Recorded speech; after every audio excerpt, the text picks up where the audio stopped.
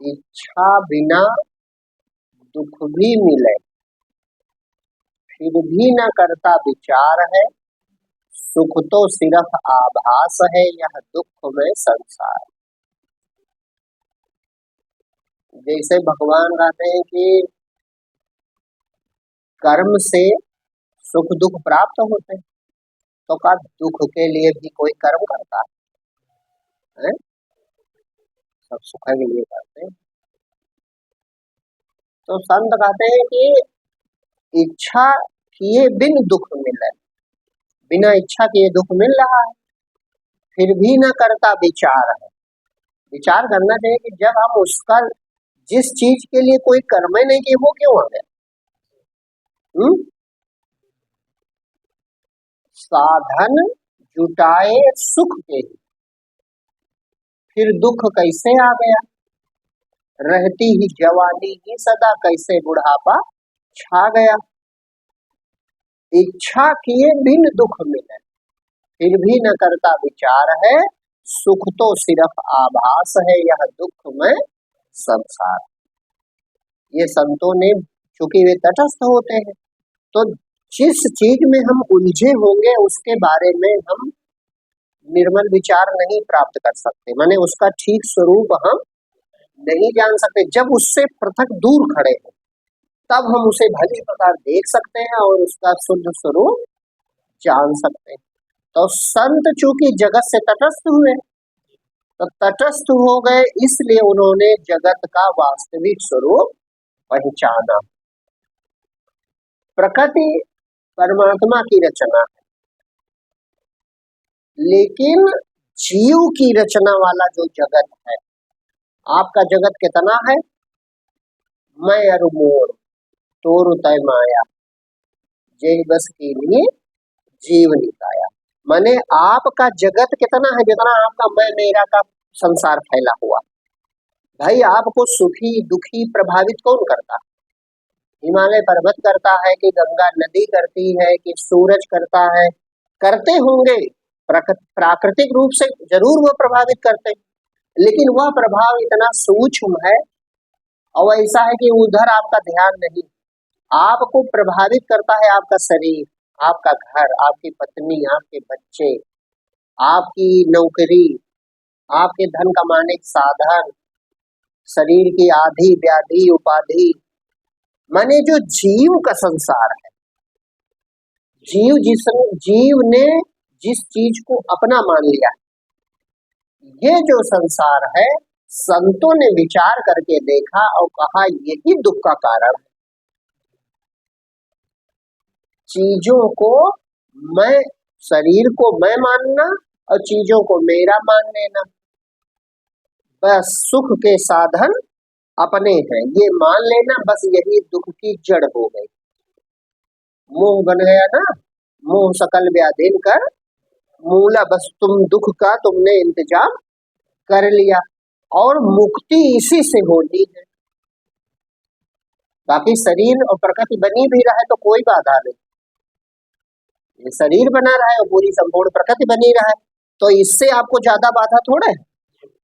आपके दुख का कारण मैं अरु मोर तोरु तय, माने ये हमारा है ये तुम्हारा है ना। तो ये जीव का काल्पनिक संसार है और यही दुखमय है। इसे ही संतों ने कहा कि ये दुख रूप है।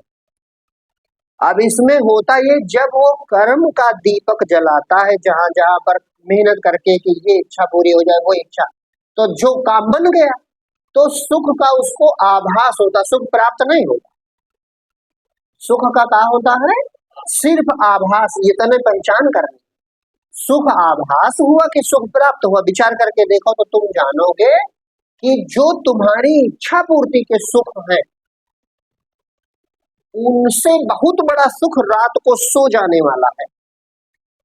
लेकिन ये आप हमारे कहने से नहीं जान पाओगे। ये संत जो तटस्थ हुए जगत से, उन्होंने तुलना करके देखी, तब अनुमान किया कि अरे जो भगवान गहरी निद्रा दे देते हैं उसमें जो आनंद की प्राप्ति है वह भी तो घर बन जाने में नहीं। है, रिजल्ट आया तुम पास हो गए, तुम्हें लगा हम बड़े सुखी हो गए, विवाह हुआ तुम बड़े सुखी हो गए, नौकरी लग गई तुम बड़े सुखी हो गए, है ना, माने इच्छा पूरी हुई तो तुमको लगा हम बड़े सुखी हो गए। लेकिन उनका जो सुखाभास था वो तो तुरंत ही चला जाता कि नहीं चला जाता? सुखाभास है। सुखाभास काहे का है? जो वृत्ति जो इच्छा बाहर दौड़ रही थी और त्रसित थी, ये काम बन जाए, ये काम बन जाए, ये काम बन जाए। अब चूंकि वो काम बना तो हुआ कुछ नहीं, बस वो जैसी पहले थी वैसी हो गई, ठहर गई।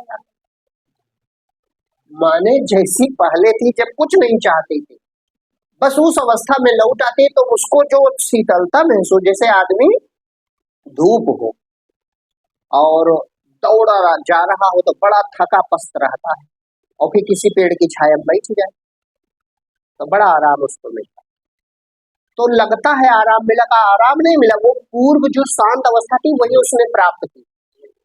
और जैसे वो आध घंटा बैठे और जैसे शांत हुआ, बस उसी पेड़ के नीचे उसे धूप लगने लगेगी। वो जो छनकर आती होगी धूप, वो भी वो कहने लगा कि देखो इधर पत्ते कम है, इधर से धूप आ रही, माने वो कष्टकारी हो गई। तो जो अभी बड़ा सुख मिला था वो कहाँ चला गया? वो तुलनात्मक था, वो तुलनात्मक था। बहुत थका था, धूप में भाग रहा था, पसीने से तरबतर था, प्यासा भी था, तो बहुत पस्त था। अब पेड़ मिल गया, छाया मिल गई, ठंडा पानी मिल गया, अरे सब सुख मिल गए और लगा कि सचमुच सुख मिल गया। लेकिन अगर वहीं रुकना पड़ गया तो आधे घंटे में ही वो पेड़ के नीचे दुख, वो सुख है दुख बन गया। बस इसी तरह तुम्हारे जीवन की सब चीजें, घर बना, चाहते थे घर बन जाए, कहा करें हम गरीब हैं, अब बन गया तो एक दिन बड़े सुखी और 2-3 दिन बाद फिर सामान्य जीवन, फिर वही भोजन कपड़ा मकान, फिर दौड़ने लगे। नौकरी लगी, लगा अरे बड़ा सुख, सब कुछ मिल गया क्योंकि इच्छा पूरी हुई। और 2 दिन बीते, 3 दिन, बस उसी में कष्ट दिखने लगा, ड्यूटी जानी है, घर छोड़ना है, ये करना, लो नया झगड़ा शुरू। विवाह हुआ, बड़े सुखी, महीना 2 महीना बीता, लो नई झंझट शुरू, फिर दुखी। तो ये हम तुम इसी में चूंकि उलझे हैं तो नहीं जानते, लेकिन जो इसके पार खड़े हैं उन संतों ने बताया कि ये दुख ही दुख है, सुख यहाँ है ही नहीं, सुख का आभास मात्र। इन सब इच्छा पूर्ति के जो सुखाभास हैं, इनसे ज्यादा सुख रात को जो नींद आ जाती है उसमें। क्यों? क्योंकि उसमें जीव तृप्ति महसूस करता है, थकान उतर जाती, इंद्रियां तरोताजा हो जाती। होता है ऐसा कि नहीं होता? चाहे तुम्हारी विवाह हुआ हो उसी दिन, चाहे नौकरी लग गई हो, चाहे कोई काम बना हो, वो तुमको सोना पड़ेगा, थक गहरी नींद लेनी पड़ेगी नहीं, तो वहां कुछ प्राप्त होता है और यहाँ केवल आभास होता है। अब यह रहस्य जीव नहीं जानता, हमारे साथ रोज हो रहा है, लेकिन हम इस रहस्य को नहीं जानते। हमें इधर सब प्राप्त लगता और उधर खोया लगता। और सच्चाई यही कि जब अपना अहंकार शरीर सब भूल जाओ तब आनंद मिलता है, तब पुष्टि मिलती है, पोषण होता है, जीव को पोषण प्राप्त होता है, तब वो फिर दिन भर काम कर सकता है। जैसे भोजन करने से शरीर पोषित होता है, उसी तरह नींद प्राप्त करने पे जीव का पोषण होता है। लेकिन अविवेकी मूर्ख जीव वो इच्छा पूर्ति को ही सब कुछ मानता है ऐसा कि नहीं? अब ये न वो तृप्ति है, न ये तृप्ति है, न भोजन तृप्ति है, ये हम तुलनात्मक रूप से बता रहे हैं कि जिनमें हम फंसे रहते हैं ये है का तृप्ति है, स्वरूप की प्राप्ति। होश पूर्वक यह जीव वो अवस्था प्राप्त करे जो सुसुप्ति में होती। सुसुप्ति में अंधकार होता है, वो कोई ज्ञान की दशा नहीं है, लेकिन समाधि प्राप्त हो जाए। समाधि माने होश पूर्वक जीव अपनी निराकार सच्चिदानंद अवस्था को प्राप्त करे, तब वो परम सुखी जब होगा तब जान पाएगा कि ये तो मोह था, ये तो अज्ञान था, ये तो स्वप्न का भ्रम था, अरे हम कहाँ फंसे थे। जैसे स्वप्न से जागे बिना स्वप्न की असारता, उसका झूठापन तुम नहीं जान सकते, कि जान सकते चाहे जो कोई उपदेश करे।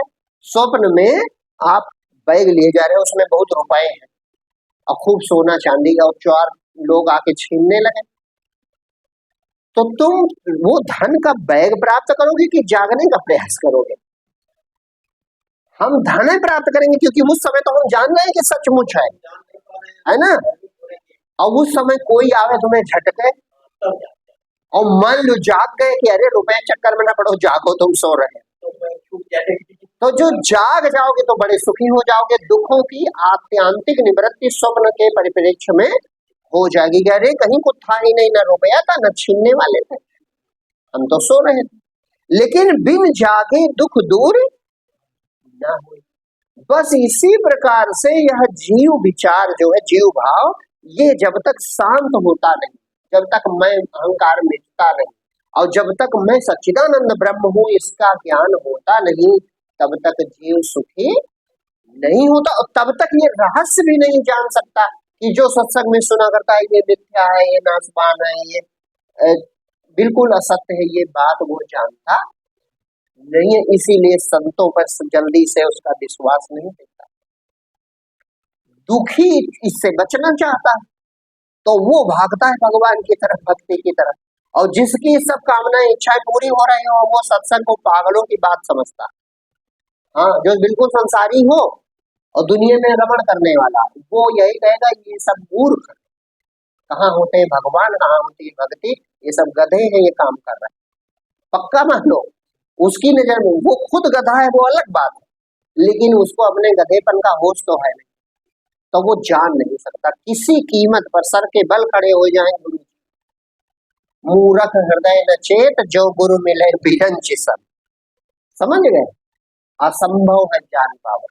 अच्छा, जिज्ञासु भी ये बात नहीं जानता, लेकिन वो अनेक तर्कों के द्वारा, अनेक उदाहरणों के द्वारा इस पर श्रद्धा जताना आरंभ कर देता कि स्वप्न तो झूठा हो जाता है, तो हो सकता है ये भी झूठा ही हो।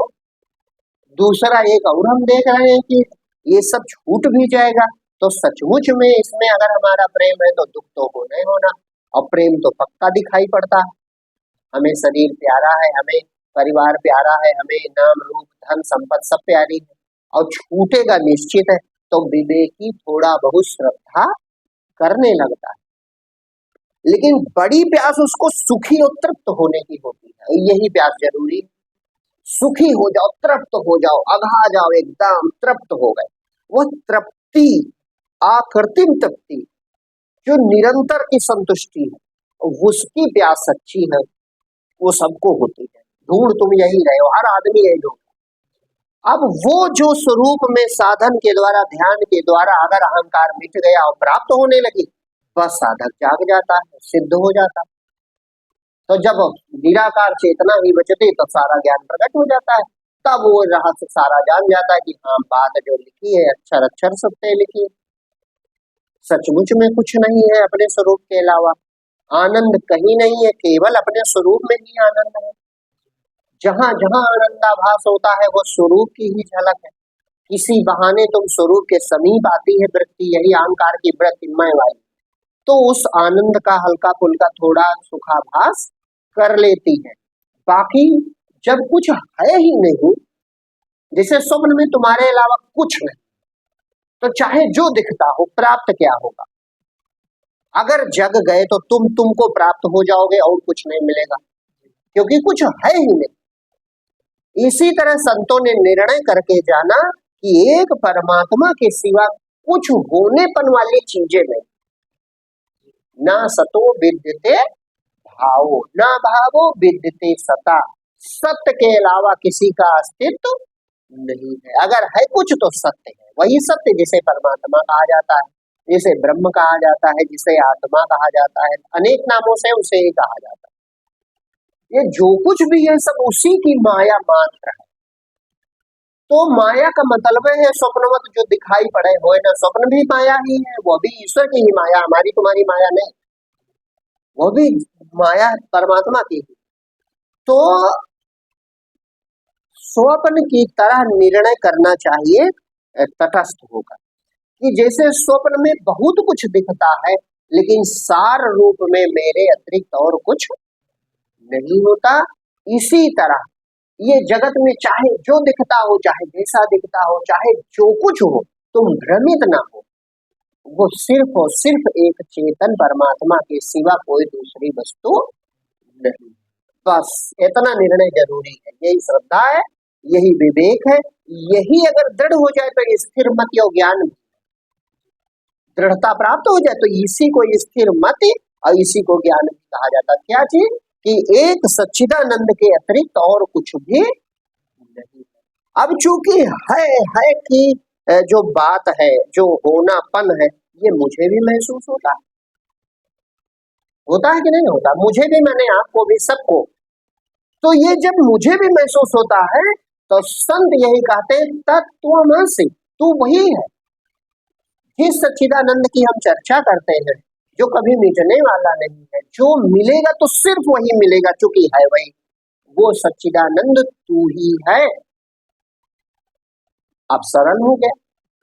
अब भ्रम, बाकी चीजें हटाओ, बस एक है चीज, जो है सो है, और जो है वो मैं भी हूं, मैं भी वही हूं, मैं भी वही हूं।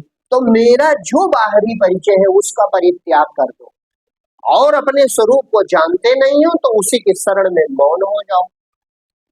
बस यही तत्त्वमसि का अर्थ है, अहम ब्रह्मास्मि का यही अर्थ है कि जो ब्रह्म नहीं है, समझो बात को, जो ब्रह्म नहीं है उसको तुम आज तक मैं कर रहे हो।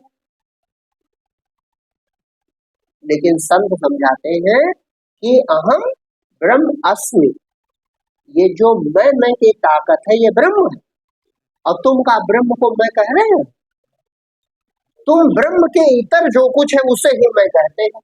आंख में हूँ, कान में हूँ, नाक में हूँ, हाथ पैर में हूँ, बुद्धि में हूँ, मन में हूँ, यहाँ तक कहते हो प्राण में हूँ।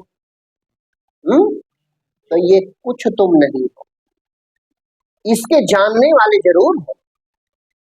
मन को भी जानते हो, बुद्धि को भी जानते हो, आंखों को भी जानते हो, शरीर को भी जानते हो, संसार को भी जानते हो। जानने वाले तुम हो, और वही है। इसीलिए तुमको अपना होनापन, इसमें कोई शंका नहीं उठती कि मैं नहीं हूं। उदाहरण स्वप्न से ग्रहण कर लो। स्वप्न का शरीर इंद्रिय जब था तो उसको भी तुम देख कर कहते थे मैं हूं, कि कुछ और देख के कहते? उसको देख कर ही मैं कहते थे, लेकिन मैं वो सब छूट गया, इधर आ गया। इसका मतलब ये कोई और चीज, और ये दूसरी चीजें फिर इसने पहन ली। इसका मतलब इस समय भी ये गलत परिचय प्राप्त कर रहा। अगर विवेकी है तो इतने उपदेश से ही समझ जाएगा। भाई स्वप्न में भी आंख, कान, नाक, हाथ पैर वाला शरीर था, और उसको जो बिल्कुल निहायत झूठ, निहायत मिथ्या था, उसको देखकर तुम मैं करते थे।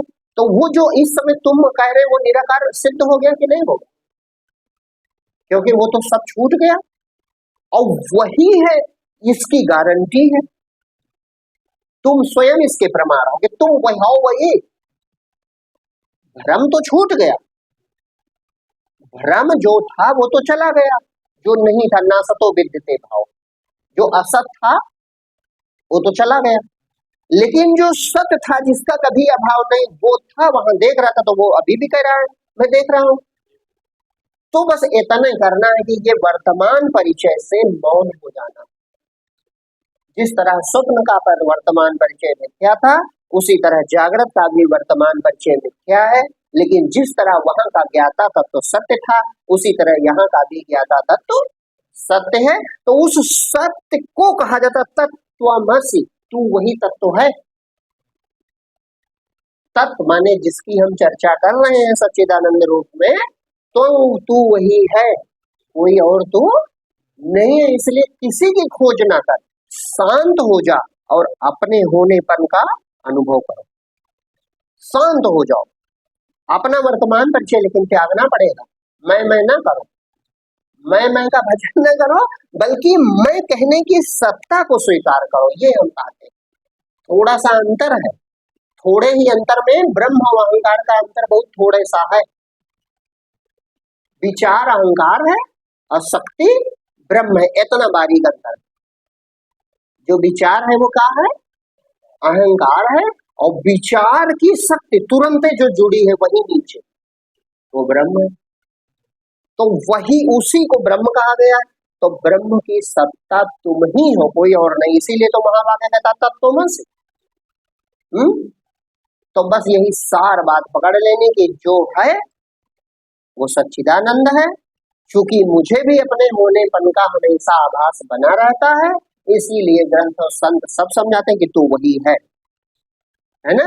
लेकिन जो मेरा वर्तमान परिचय ये तो बदल जाता है, ये स्वप्न में दूसरा हो जाता है, जागृत में दूसरा हो जाता है, सुसुप्ति में होता ही नहीं।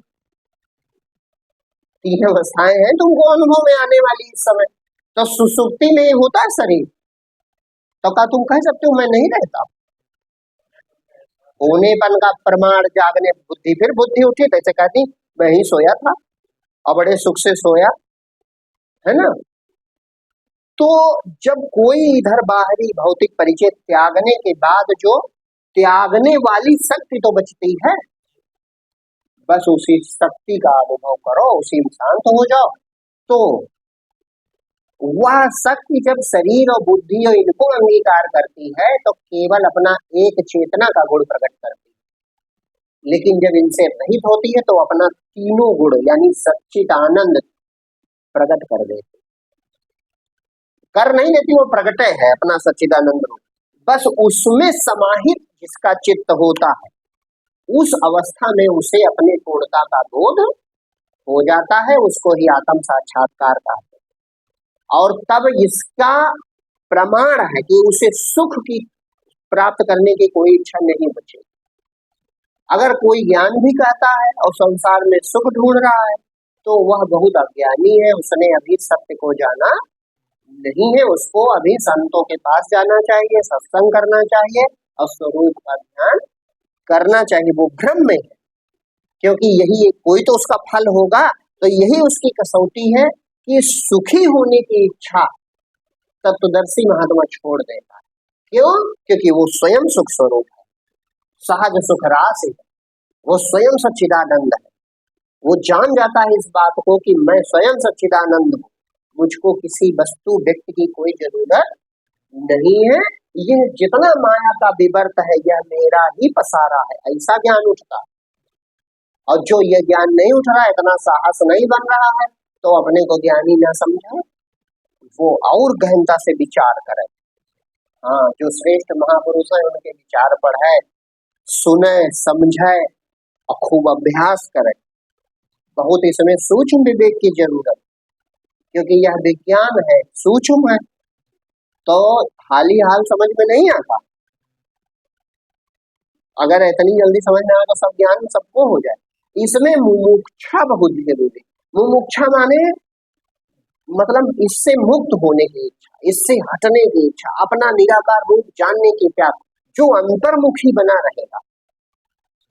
हाँ, निरंतर अंतर्मुखी, भगवान को समर्पित, प्रभु मेरे रूप में तुम ही हो। सोहम का अर्थ यही होता है, सोहमस्मिति वृत्ति अखंडा, ये अखंड वृत्ति धारण करो कि मैं वही हूँ। तो मेरे रूप में प्रभु तुम ही हो, मेरे रूप में प्रभु तुम ही हो। तो धीरे धीरे परमात्मा की कृपा उसको प्राप्त हो जाती है। वो कृपा इसीलिए कहा जाता है तो अद्वैत, लेकिन फिर भी कृपा इसीलिए वो कहते हैं। और बड़े बड़े ज्ञानी होकर भी देखो व्यवहार में भगवान की जय जयकार करते, शून्यम द्वैत महसूस होता, वो द्वैत नहीं है। बात यह है कि जब तक तरंग को तरंग का अपने अलगाव का बोध है तो वो द्वैतन तो है। वो द्वैत का है अरबत्व में है, 8 अरब लोग हैं तो 8 अरबत्व में, और अरब लोग है चाहे जीव भी तो बहुत है, तो टुकड़े में है कि नहीं। जब तक वह डूब लय ना हो जाए तब तक ज्ञान नहीं, और लय होते ही ज्ञान हो जाता। अरे फिर बहुत आनंददायक आश्चर्यजनक दशा, देह जाने जग जाए, हेराई जागे जथा सपन भ्रम जाए। अचानक होता, जैसे स्वप्न से जागो तो का समय थोड़े लगता कि जागे हो, कुछ समय लगेगा दुख मिटने है। अरे जागे नहीं कि जगत गायब। बस इसी प्रकार से जैसे एकदम से अचानक आपका मैं मीठा, मैं माने अहंकार, मैं मीठा परम पद पाओगे, वह भी मैं ही है, लेकिन वो तत्व वाला, वो सच्चिदानंद सत्य है। मैं मीठा अमर हो जाओगे, मैं मीठा सफल जीवन होगा। मैं मिटा राम दर्शन होगा। मैं का विचार मिट जाता है, माने अलगाव मिट जाता है। मैं ही सब कुछ हूँ ये ज्ञान होता, वो मैं दूसरा है, उसमें क्या होता है, मैं ही अनेकों रूप में हूँ, जी रहा हूँ, मर रहा है, दूसरा कोई नहीं, मैं खुद का अनुभव कर रहा, ये जागने की दशा है। वो मैं पूर्णता का प्रतीक है, पूर्णता का प्रतीक है, तत्व का अनुभव जिसको हो गया। वो कहे जब अकेले है तो कहे का समझाने के लिए कहा जाता है, भाई अकेला है तो कुछ कहेगा। जैसे सपने में बड़ी बात हो रही थी, चर्चा चल रही थी, मान लो सेमिनार हो रहा था, और इतने में नींद खुल गई तो फिर बातें करते हो, बाकी उनको समझाते हो, जिनकी स्पीच बची थी उनकी सुनते हैं। का पागल हो, होता है कि नहीं होता। बस इसी तरह जैसे ही आत्मबोध होता है तो वह सच्चा मौन प्राप्त कर लेता है। कौन सा मौन? वह मौन केवल वही जानता है, वो मौन ही परमात्मा। उस मौन की यूं कुछ लोगों ने सोने कहा, वो मौन उसको प्राप्त हो जाता है, तो वो बोलता हुआ मौन है, खाते पीते चलते हुए मौन है, सब करते हुए वो मौन है, वो बड़ा अद्भुत मौन है। क्यों? क्योंकि उस तत्व की दृष्टि से वो देखता है मेरे अतिरिक्त कुछ है ही नहीं, आत्मा के अतिरिक्त और दूसरी वस्तु नहीं है, तब निकाल होता। तो मैं का विचार तुमको ले जाएगा परमात्मा तक, लेकिन जब तक ये डूब नहीं जाएगा तब तक सत्य का बोध आपको नहीं होगा। इस मैं का नाश होना जरूरी है ताकि सच्चा मैं गुप्त ना बचे। हाँ, ये झूठा मैं अहंकार वाला ये मिट जाए तो जो सच्चा मैं है वो प्रकट हो जाए, तब पूर्ण बोध हो जाए। अब चूंकि संत उस परम विराट सत्यमय की बात कर देते हैं, अब कभी कभी अज्ञानी अपने में कोई शरीर अज्ञान वाले को वही मानने लगते हैं या कल्पना करने लगते हैं, तो उनका दुख नहीं मिटेगा, वो भ्रम में पड़ जाए। उस मैं को भक्त बना दो, उस मैं को भगवान को सौंप दो, उस मैं को शरणागत कर दो, तो उस मैं को भगवान अपने जब मिटा देंगे तो तुम ईश्वर दोनों मिलके एक हो जाओगे। मिले जब हम तुम हो गए एक, कोई माने या ना माने, बात तेरे मेरे के बीच दूसरा कोई ना जाने, ऐसी दशा प्राप्त हो जाती। बस जो बताए इतने निर्णय करना है। क्या निर्णय करना है? जो है वो एक ही है। स्वप्न में जैसे मेरे अतिरिक्त कुछ नहीं होता, उसी तरह इस ब्रह्मांड के विस्तार में एक सत्य चेतन परमात्मा के अतिरिक्त और कुछ नहीं है। इसलिए जब प्राप्त होगा तो वही प्राप्त होगा, दूसरी कोई वस्तु प्राप्त नहीं होगी। तो आभास होगी सचमुच में वही प्राप्त। जैसे स्वप्न में तुमको बहुत कुछ प्राप्त हुआ है, सोना चांदी मिल गया, घर मिल गया, नौकरी मिल गई, बहुत कुछ प्राप्त हुआ, लेकिन जागोगे तो तुम्हें कुछ प्राप्त हुआ, तुमको प्राप्त हो जाओगे बस। इसी तरह सच्चिदानंद परमात्मा ही प्राप्त हो सकता है, और वो किसी दूसरे को प्राप्त भी नहीं होता। जैसे तुम खुदे को प्राप्त होते हो, इसी तरह ये जीव उसी में लय हो जाता है, वो स्वयं को प्राप्त है। तो ये जो जीव है इसको भी अपने होनेपन का अडिग विश्वास बना रहता है, क्योंकि ये सच्चिदानंद की किरण ही है, ईश्वर का अंश है ना जी। तो इसीलिए इसमें ये गुण बना रहता है कि ये जानता है हम मरेंगे नहीं, मिटेंगे नहीं, हम हैं हमेशा। बस ये अपने अस्तित्व में जब लय होता है, बस पूर्णता का बोध हो जाता है और जीव निहाल हो जाता है। और यही अपने जीवन का लक्ष्य भी, ताकि तुमको पूर्ण तृप्ति, पूर्ण निर्भीकता, पूर्ण निश्चिंतता प्राप्त हो जाए। ढूंढ तो दुनिया में यही रहा है बने, लेकिन दुनिया में मिलेगा नहीं, ये कोई जानता नहीं है, इसीलिए उलझाव बना रहता है। और जो सत्संग सुनता है, जो संतों के पास जाकर के जिज्ञासा करता है और सार बात मान लो भगवत कृपा से, आसान नहीं है, सूक्ष्म बुद्धि के द्वारा वो समझ जाता है, उसका कल्याण